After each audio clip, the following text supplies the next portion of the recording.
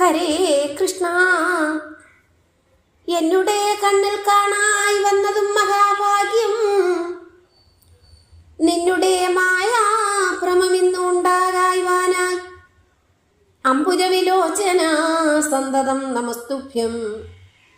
ജന്മങ്ങളിനിയുമുണ്ടേറെ എന്നിരിക്കലും കർമ്മങ്ങൾ പലവിധം ചെയ്യണമെന്നാകിലും നിന്മലരടീണ കാണായി ചമഞ്ഞതിൽ സന്മയത്തിങ്കിൽ രമിക്കണമേ സദൈവമേ.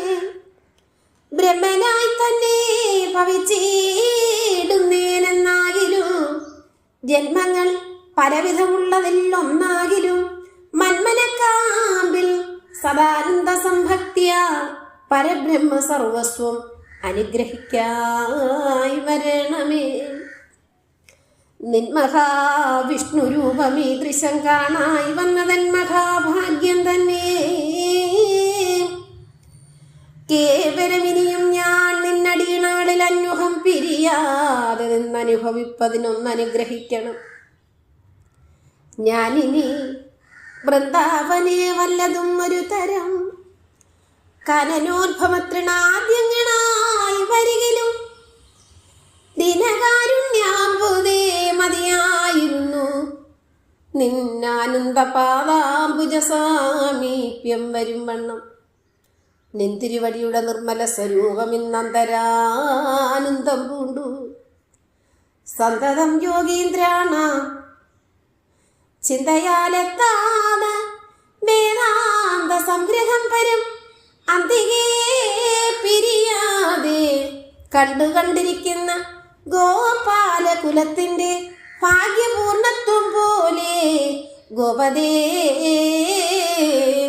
ലോകത്തിങ്കൽ മറ്റാർക്കും ഉണ്ടായി വരാം.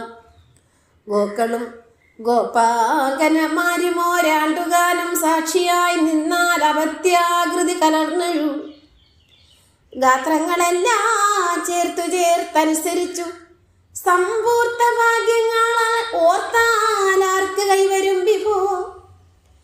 ഭാഗ്യമാരുതി യശോദാക്കി നിൻ മാതാവായി നിന്നു ആക്കമോടനുസരിച്ചിടിനാളല്ലോ താനും ചേർക്കണ്ണിമാരാം ഗോപസ്ത്രീകളും നിന്മയിൽ ചേർക്കയാൽ അധിക സൗഭാഗ്യമാരായാരല്ലോ.